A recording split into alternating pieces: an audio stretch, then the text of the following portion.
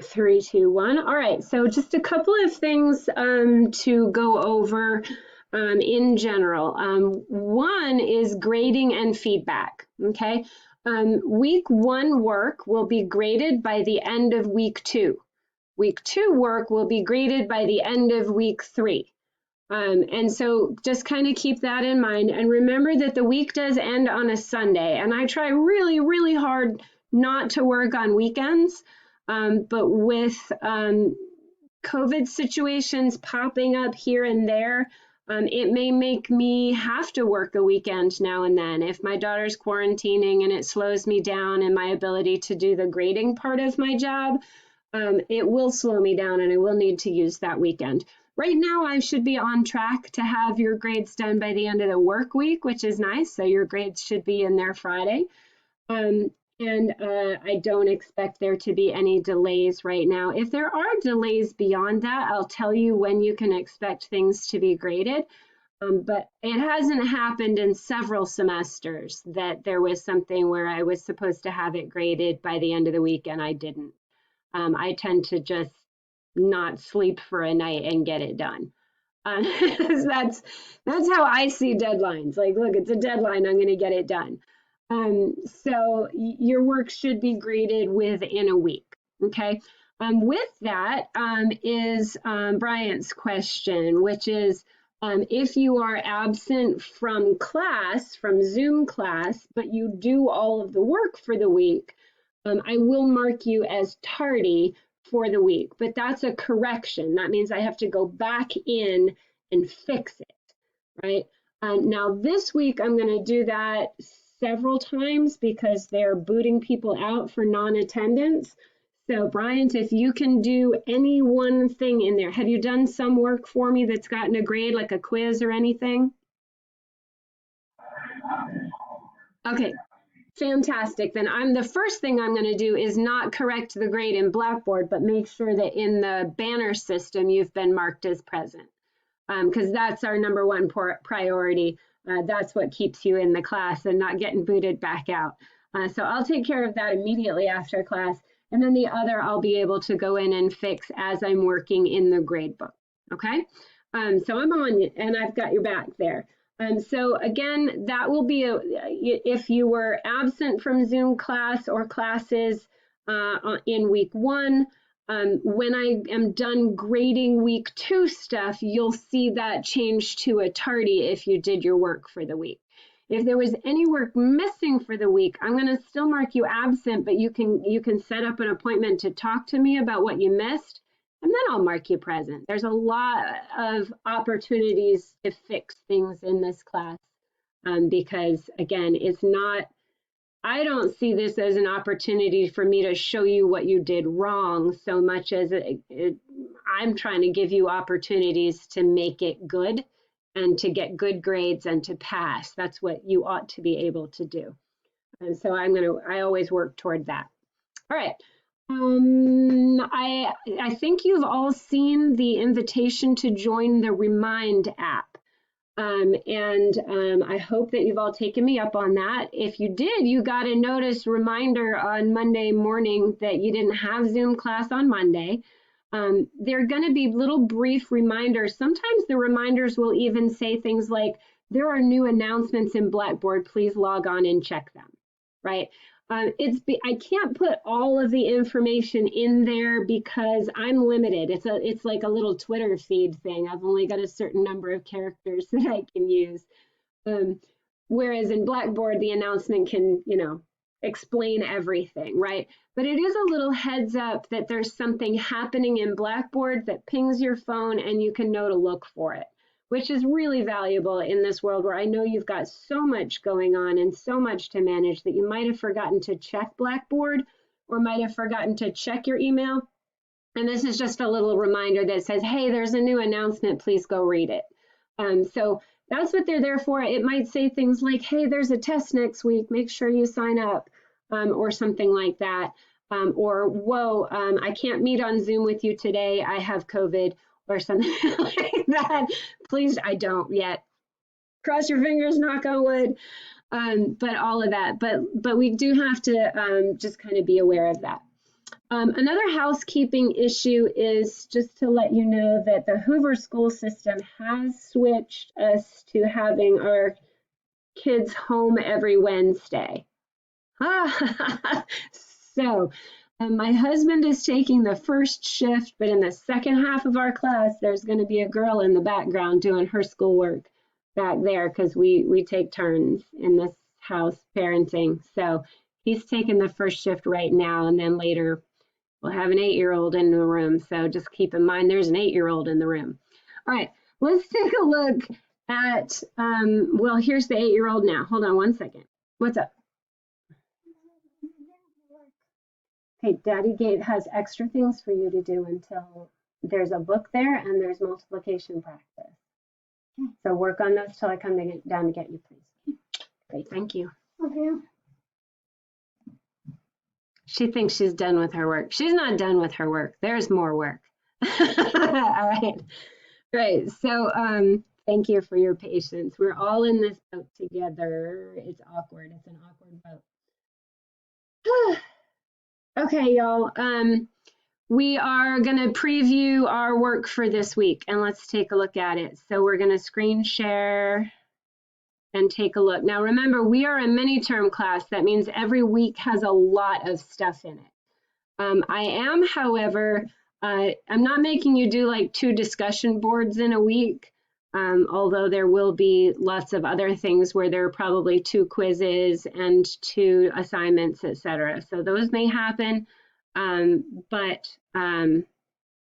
right. So what I'm going to do is I'm going to open, why isn't that open already? That should have been open. I'll open it now. Are you able to see week 2, part 1 when you open Blackboard right now? Can somebody unmute and tell me whether you're able to see this already? You are, okay, good. I'm going to go ahead and make it visible. I'm going to make this part visible as well, and we'll go over both parts, okay? All right, so I did want you to be able to work ahead in this if you wanted to. That you should be able to see, and this you should be able to see. Has anybody had trouble joining Remind, or has everybody been able to do that? Okay, fantastic. The readings for week 3, there are another 10 poems that we're going to take a look at. And I'll make sure that those are visible for you now. As we're reading the remaining poems in this unit, please take notes as you read. This helps you read actively instead of passively, helps it stick in your mind, helps you get ready for the writing about these poems that we're going to have to do. The poem's author, patterns you see in the poem, themes of the poem, terms that apply to the poem, and questions you have about the poem. And then there's a note that says that the poem incident contains offensive racist language. The poem is talking about a name the author was called as a young person. And if it's going to upset you, just don't read it. Okay, it's written by an African-American man, and it is about a name he was called that offended him. And again, if you don't want to deal with that, you don't have to. It is offensive, and I understand if you don't want to deal with the offense.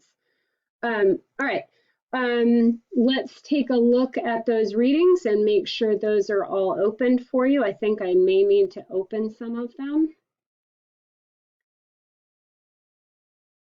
All right, so yes, so we're going to open these and we're going to discuss these in class, where this will be what I ask you to do on our break, is to read these out loud to yourself. And I'll get these visible to you. So there's incident, and again, that reminder is there on incident that there is offensive language in it. It's a powerful poem, though, and I've had students really connect with it in the past, so I hope you're brave and decide to read it. But if you don't, there's no penalty. All right, so we are talking about these. Now, the first set of poems were very imagist. They were all thinking about the image being very important. These are getting a little more political, a little bit more dangerous, a little bit more provocative, a little bit more intense in their emotions.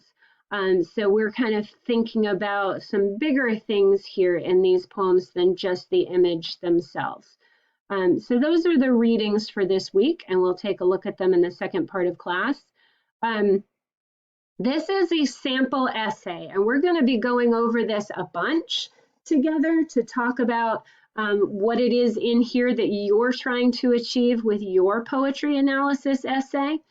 There's a handout here for using quotes, and we'll go over that together. There is an essay jobs checklist here in case you have forgotten how to structure an essay or you haven't been taught how to structure an essay very well by previous instructors. There is a quiz on source use that should be visible to you now. And there is a poetry discussion about the second set of poems so that we can talk about those. And there's a close reading paragraph, and we'll talk about all of those things.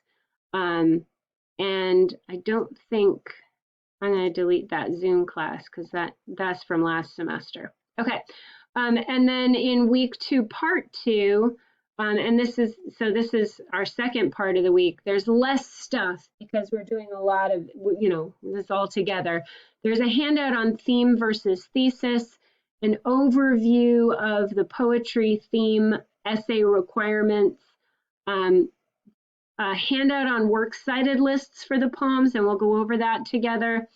There's a quiz on theme versus thesis, and then y'all, poetry essay draft. So we've got a lot of work to do this week, okay? So the first thing that I'm going to start with going over with you is the samples. Actually, I'm going to go over the using quotes basics because in this assignment, we are going to be doing what's called a close reading. Does anybody know what a close reading is? Unmute and tell me what a close reading is.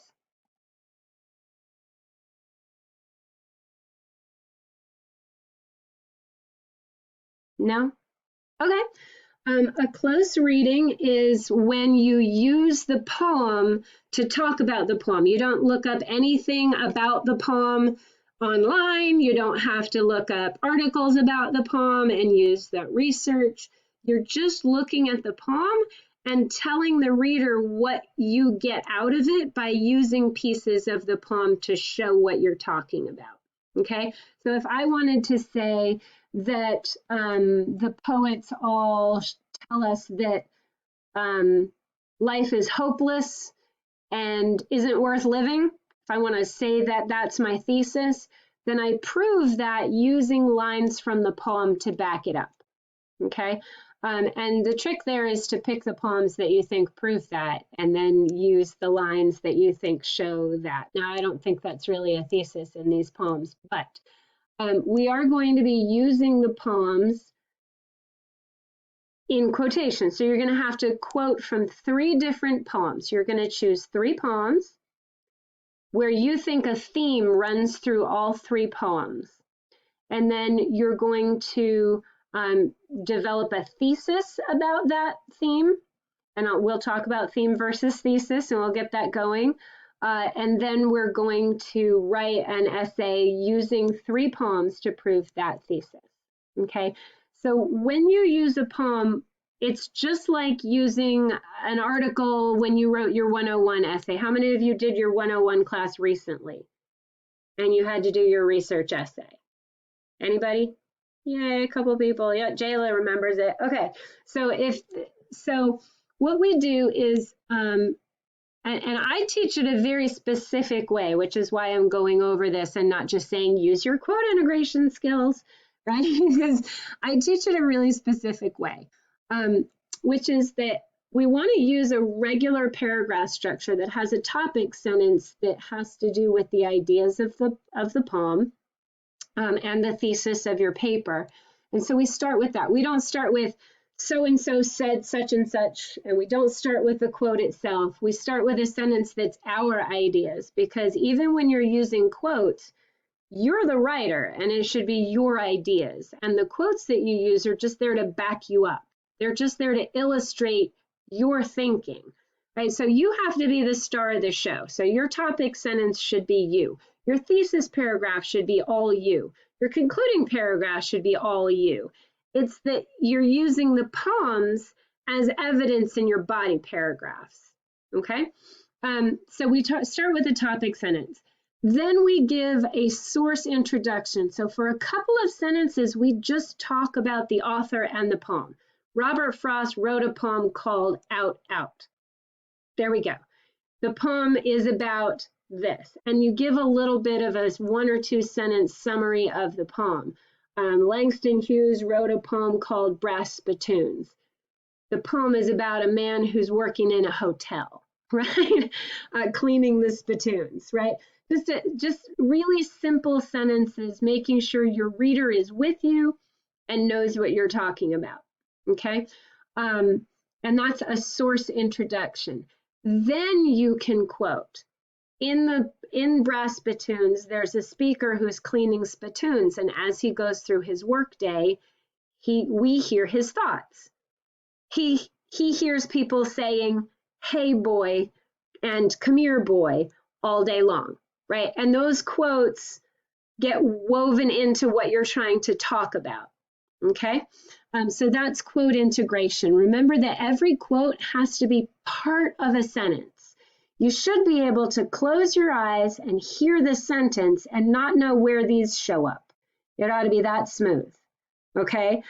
So we're trying to make sure we have a nice smooth, but the easiest way to do it is he argues, he says, the speaker says, comma, quote, and then we put the quotation marks in. But make sure all of your quotes are in quotation marks. Okay, for citation placement, we are going to put a citation at the end of every quote, rather at the end of every sentence that has a quote in it. So we're not going to save them all up and put the citation at the end of the paragraph. We do it at the end of every sentence that has a quote in it. There will be a paragraph. And the one that you're going to be using is this one. Look, somebody read that out loud to me in step 4. It's highlighted. Somebody read that to me.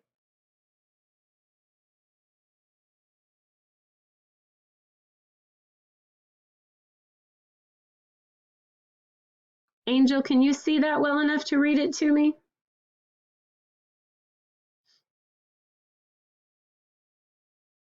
In step 4, the part that's highlighted,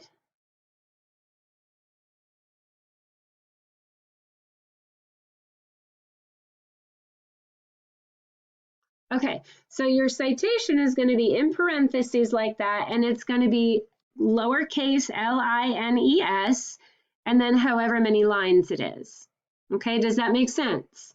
Because you are quoting poems, and that's all you're quoting in this paper. You're not quoting anybody else. All right, so that's what your citations will look like. As a matter of fact, if you want to really highlight that, you can. Okay, so the example is he argues that, comma, quote, and yours would actually say lines 12 to 13. And then after you quote, you need to provide analysis, okay? Analysis of why you used this quote and what it proves and what it illustrates. So you're interpreting the quote. Please don't just paraphrase the quote. I can read real good. I don't need you to tell me what the quote means. I need you to tell me why it proves what you're trying to prove, okay?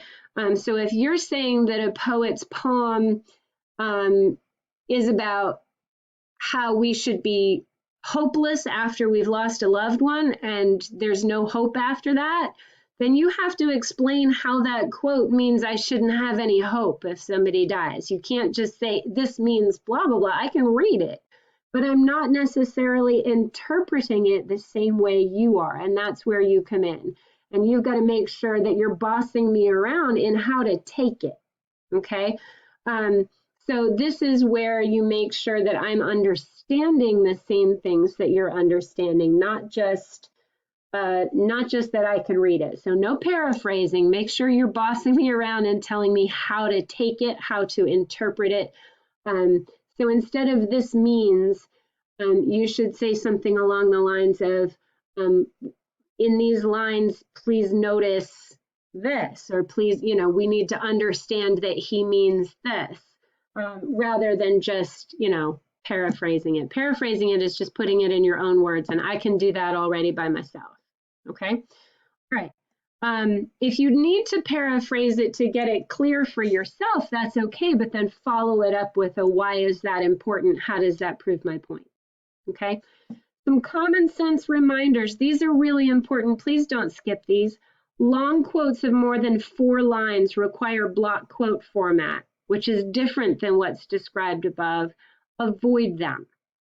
Okay, so we want to keep our quotes short, less than 4 lines of poetry at a time, and then put our analysis in between them. So we're going to quote each poem 2 or 3 times, preferably 3 times, in the paragraph about that poem. And then after each one, you'll paraphrase. Okay, I'm actually going to open a new Word document for a moment. Oh, I really am. And I want to show you a few things about, and I'll put this in your handouts. I want to show you a few things about quoting poetry. And to do this, I'm going to get to one of our poems. I'm going to close that, and I'm going to get to one of our poems, and I'm just going to open it, and I'm going to show you how we would quote from it, okay? Because quoting a poem is a little different. So I'm going to open A Brown Girl Dead, because we haven't looked at that one together. Okay, so let's go to that. All right, so I'm actually going to say, I'm going to pause that. I don't want it to play right now. I'm going to say that I'd like to quote these 2 lines. Her mother pawned her wedding ring to lay her out in white. So I'm going to copy those, and I'm going to put those in my Word document. You can copy and paste. God bless copy and paste. Okay. Okay. I'm going to make that a little bigger so that you can see it with me. Now, we don't want to leave it this way when we're quoting. So first of all, what are some of the things that I need to do before I can quote? Can somebody remind me? I'm trying to write a paragraph that has this in it. What do I need to do first?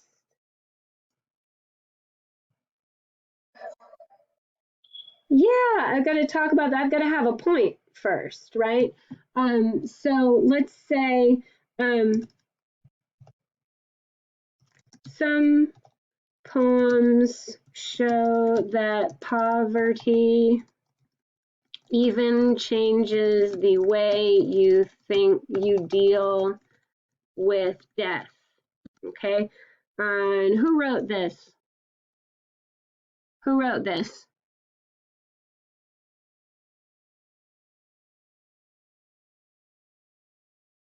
Who wrote Brown Girl Dead?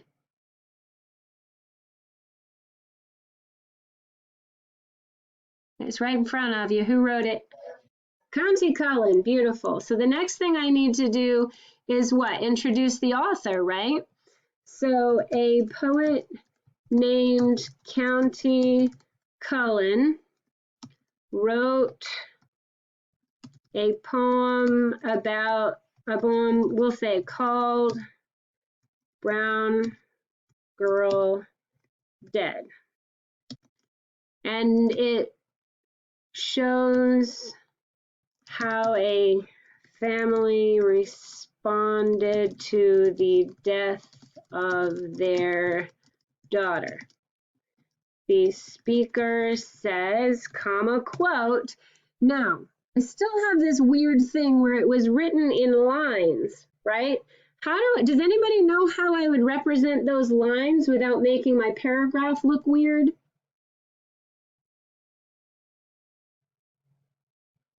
Any idea? Anybody seen it done? Okay, so we don't do that. Right now there's an enter here. So I'm going to put my cursor here and I'm going to back it up so that the lines are next to each other, but that's awkward. So I'm going to put a slash there. So we use that slash to indicate that there's a line break, that the lines should be laid out one on top of the other, and that where the slash is where you would have hit enter if you were going to make it go to the next line. So somebody tell me what the slash represents so I can know you heard me.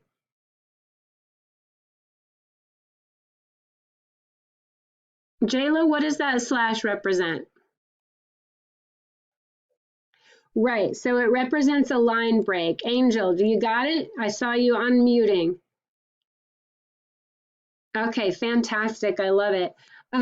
So now we wouldn't need this semicolon because we're not going to put the rest. So we might do a dot, dot, dot to indicate that that continues without us and we're not quoting the whole thing.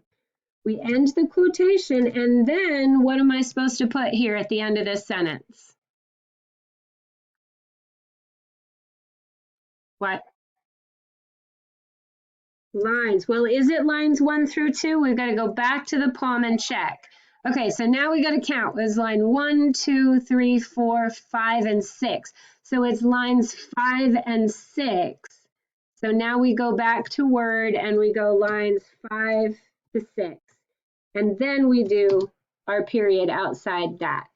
Okay, and what would I have to do next?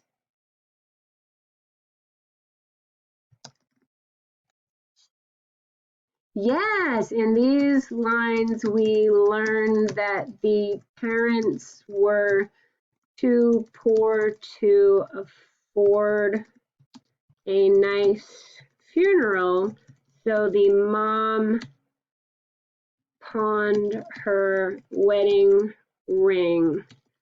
That is a heartfelt sacrifice for a mom to make for her daughter. It's heartbreaking, but that is what life is like when you're poor, right?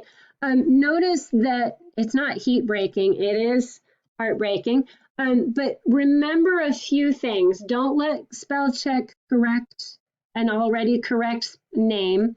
And take some time with that analysis. You're going to add another quote to this later on, right? And you're going to do that 2 or 3 times. So you're going to do quote analysis, quote analysis, quote analysis about 3 times for each poem to show us what you see in the poem. Okay?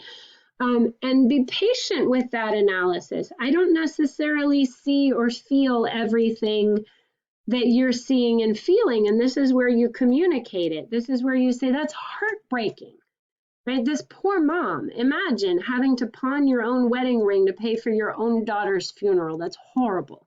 Nobody wants to be there, right? Nobody wants to be in that position. And then you can talk more about the poem with another quote from it. Does that make sense? All right, I'm going to keep this. I'll upload it into your Blackboard. So what I would like us to do right now is actually what we're going to do is we're going to go back to Blackboard, and I want to go down and I want to talk to you about theme versus thesis. What themes have you been observing? What themes have you been observing in the poems?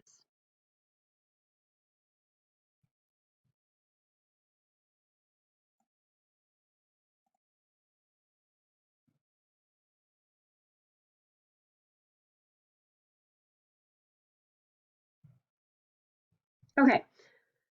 We don't have time for the long silence, so I'm gonna go over this with you, and then we'll take a break where you read the poems that have been added this week, and then we'll come back and you'll be ready to talk to me, okay? So we are working on turning our observations of theme into thesis statements. The basic difference between a theme and a thesis is that a thesis might prompt an argument and requires your support and evidence from the poems to back it up. A strong thesis is one where someone might not immediately agree with you, where there is some work to do to prove that you're right. We want to avoid what I call water is wet statements as a thesis, okay?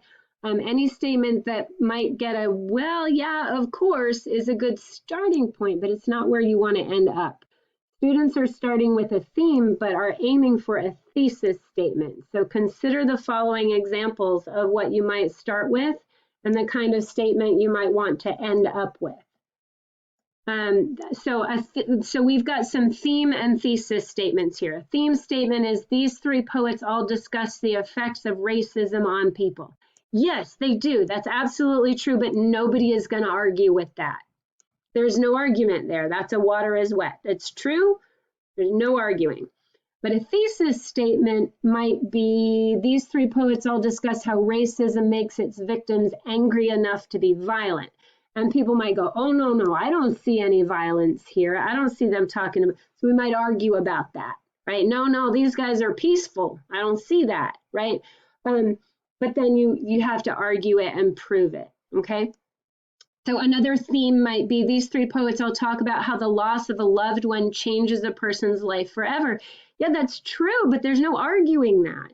Nobody would disagree with that. It does. It changes you. There's no argument there. Yep. True. We want to push that a little farther and say something like these three poets try to show how the loss of a loved one can be overcome if you just keep busy. And we could totally argue with that, right? I've lost loved ones and keeping busy didn't really help. Right? I was still grieving and busy. Right, so we could argue with that. We want to push until we have an argument on our hands. Okay, so here's another theme statement. All three poets show how poverty makes life hard. There ain't nobody in the world going to argue that poverty makes your life harder. It just does. We all agree with that. We accept it. We know it for a fact. The thesis statement we're aiming for is something like all three poets show that poverty makes it hard for people to trust others, right? And now we've got something we can argue about, right? And say, no, that's not how people respond to that. Oh, yes, it is. And here's where I see it in the poems, and you have something to prove, okay? Theme statement, all three poets show how taking chances is important. Of course, taking chances is important. We all agree on that. But a thesis statement might be all three poets show that taking chances will usually end in regret. And now we have something to argue about because we're like, nah, it doesn't always do that. What? No, frost isn't that depressing, right? So you want to push until there's something to argue about. So as you're reading the poems during the break, we're going to take a break now and we're going to log back on at 10 o'clock. And as you're working to read those poems, I want you to think about a theme and thesis statement. So start with your theme, your observation of the theme. Frost and Cullen and Hughes all talk about this. And then I want you to see if you can push it to be a thesis statement. So you're going to read, you're going to think about theme, and we're going to work on theses together. Okay, and my goal is that by the end of today's class, every single one of you by 11 o'clock is going to have a theme and three poets and a thesis statement before you log out. Okay, something that you can work with. Now you can change it later if you want to, but that's my goal for you, is for everybody to have picked three poems by three different poets, one theme, and we'll help you develop a thesis. Okay? All right, somebody tell me what your goals are for the break that we're about to take. What are you being asked to do?